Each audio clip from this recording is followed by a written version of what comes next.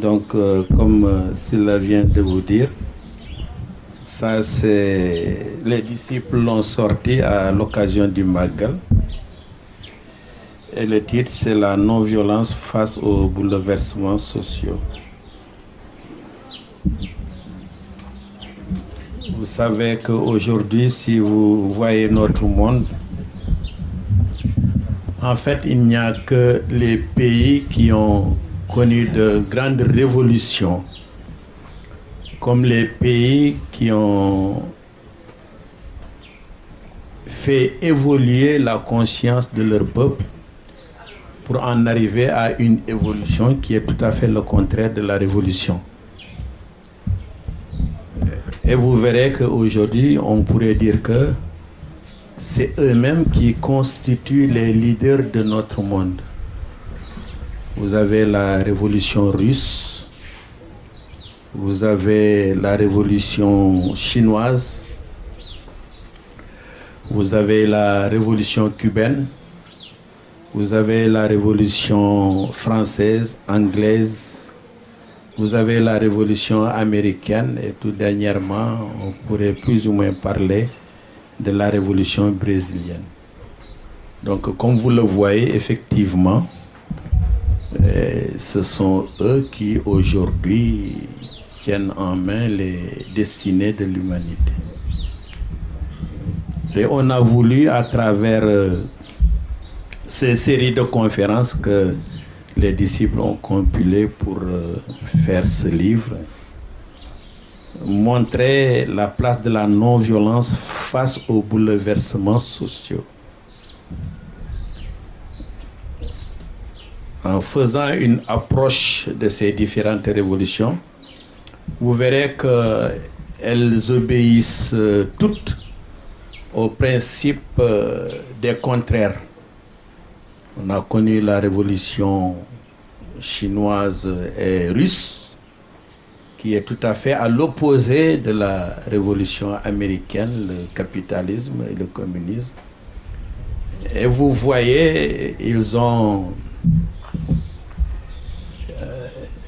nous ont fait patauger pendant près de 60 ans dans la boue, où le communisme montrait que le capitalisme est l'ennemi numéro 1 de l'humanité, où le capitalisme montrait que le communisme est l'ennemi numéro 1 de l'humanité, au point que en Amérique, si tu voulais mettre un terme à la vie de quelqu'un, le foutre en prison le reste de la vie, il suffit tout simplement de dire qu'il est communiste.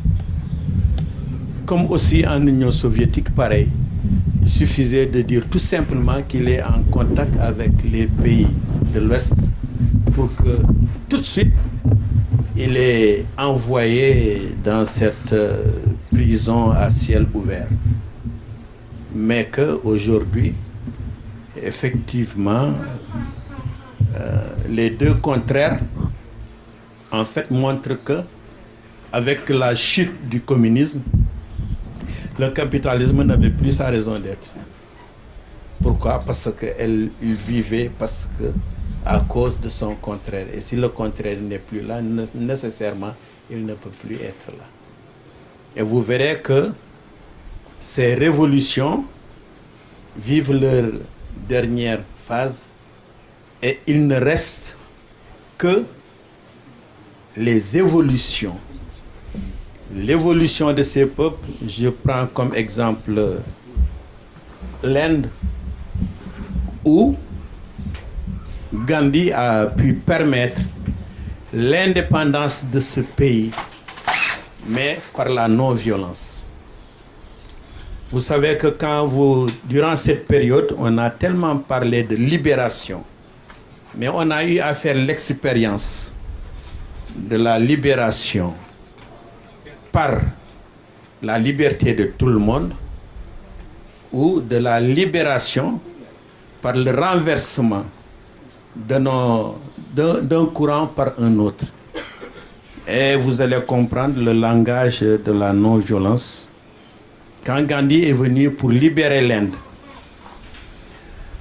on s'attendait à ce qu'il mette sur pied une armée de libération, comme c'est le cas au Vietnam. Il a dit non,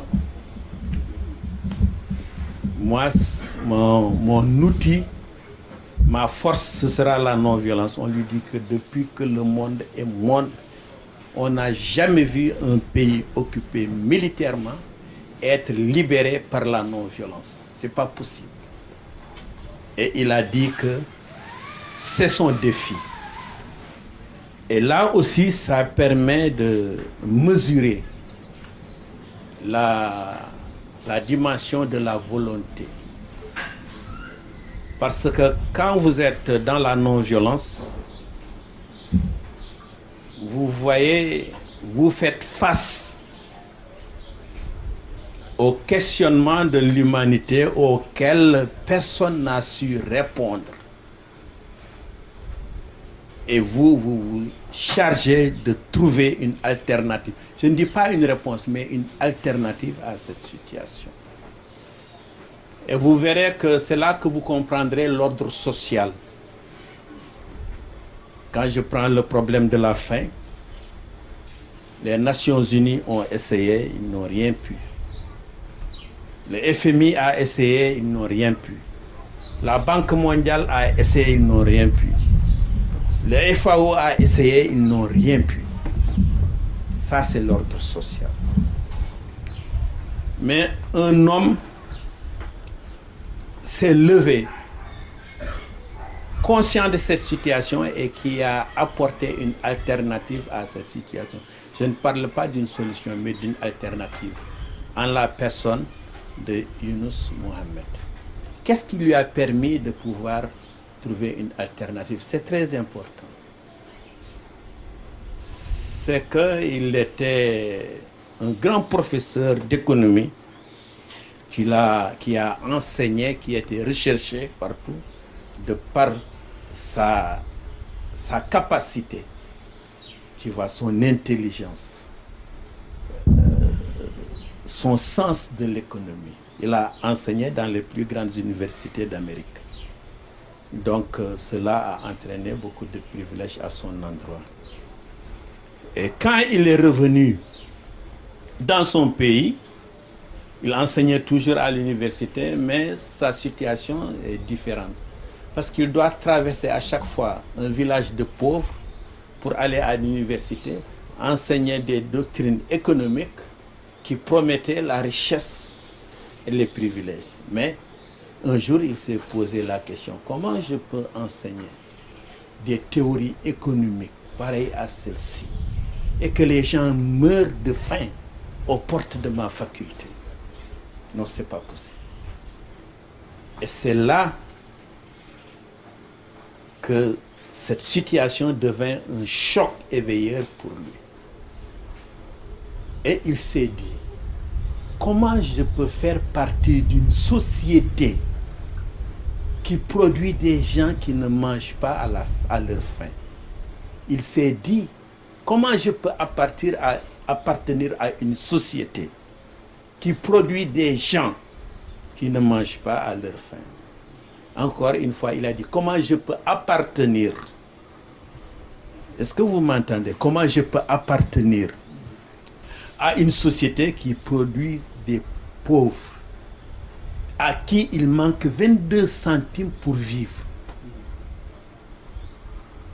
Eh bien, ce choc éveilleur l'a conduit à quelque chose de très important et à laquelle chacun doit penser. C'est le fait que, vous savez qu'avec son statut en tant que professeur d'université, il avait épousé une Américaine. Il est venu au Bangladesh, mais pour être toujours avec son Américaine, il faut qu'il maintienne ce niveau de vie. Et bien, effectivement, c'est ce qu'il a fait. Jusqu'au jour où vient ce choc éveilleur. Eh bien, il s'est retrouvé dans les champs à côté de ces cultivateurs et pauvres.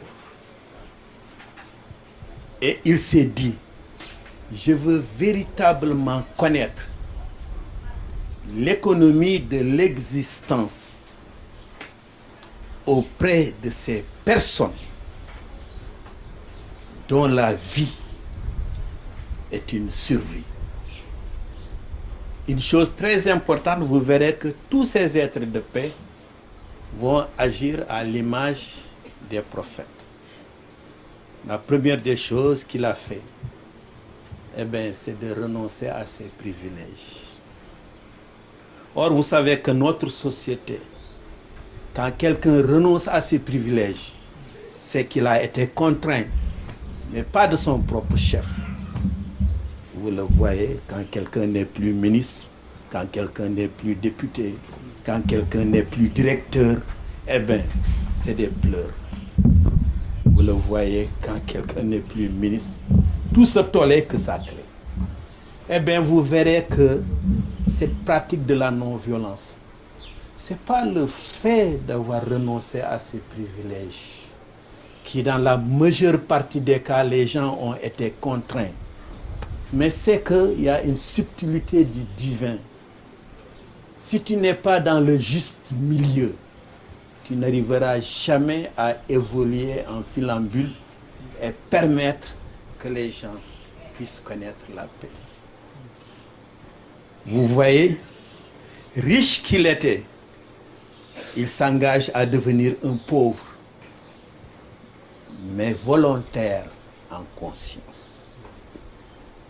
Et c'est ce qui lui a permis de connaître l'équilibre. Ce qui lui a permis d'avoir une volonté, un héroïsme inépuisable qui lui a permis de faire ce qu'il a fait. Et tous les êtres de paix, vous verrez, sont passés par ce chemin, par une pire imitation des prophètes. Regardez l'exemple du prophète Sayyidina Mohammed sallallahu alayhi wa sallam. Quand on vient le voir lui proposer de l'argent, qui est l'instinct de notre société, le profit, l'intérêt. Puis il lui propose un titre en tant que notable mécois, qui est toujours le tambour-major, le centre d'intérêt de la population, et de lui proposer la plus belle femme, parce que comme vous voyez notre société, quand il y a un grand rassemblement, quand quelqu'un débarque dans une grosse voiture, on va voir quelle est la femme qui est derrière. Est-ce qu'elle est jeune? Est-ce qu'elle est belle? Vous voyez? Il a renoncé à tout cela. Ouais. Ce qui est bien dans ça, c'est que la véritable volonté divine émerge en l'individu. Tu n'attends personne pour ce que tu veux faire. Tu ne veux pas d'associer. Ouais. Mais tu avances toi-même parce que la volonté divine s'est manifestée en toi en tant que représentant de Dieu sur terre, qui est le produit, le fruit de sa volonté de faire de toi son représentant. Le jour où tu réveilles cette volonté en toi, personne ne peut te retenir. Un héroïsme inépuisable va se réveiller en toi, comme Gandhi a su le réveiller en son peuple. Et le pays qui était en cette période la première puissance militaire en son époque, il l'a fait, il l'a mis à genoux, sans avoir à utiliser la plus petite arme.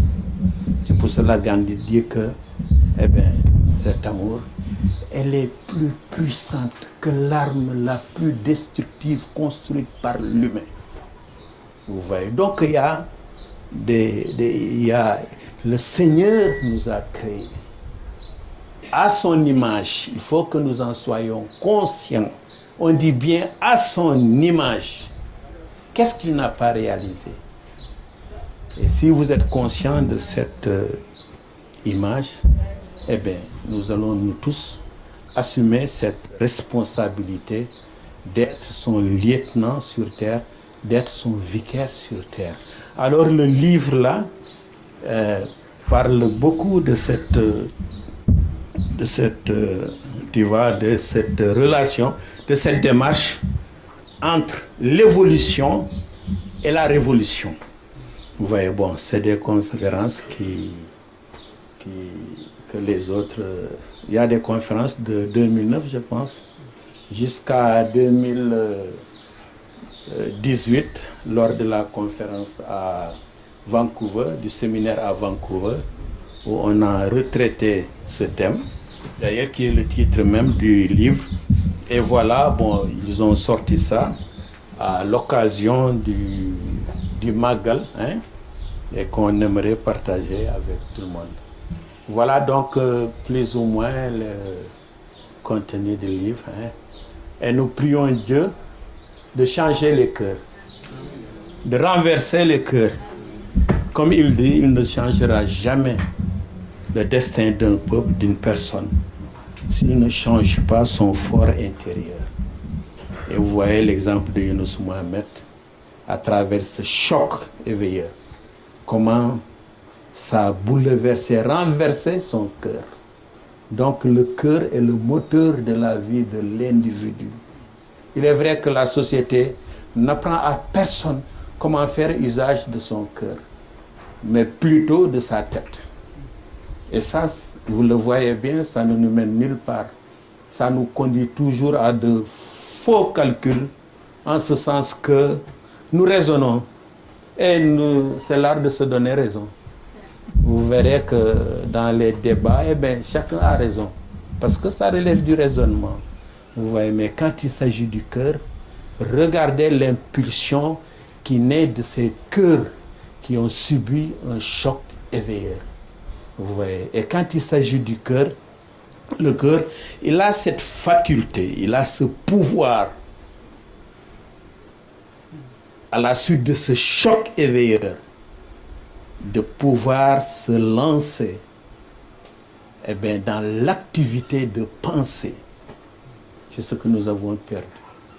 L'école ne nous apprend que des faits, mais elle ne nous apprend pas à penser. Vous voyez, elle ne nous apprend pas à penser. Ouais, donc, voilà le chemin de savoir s'exercer à penser. L'humain doit penser. Et c'est ça qui fait que nous allons véritablement vivre notre rang de vicaire de Dieu sur terre. Je vous remercie.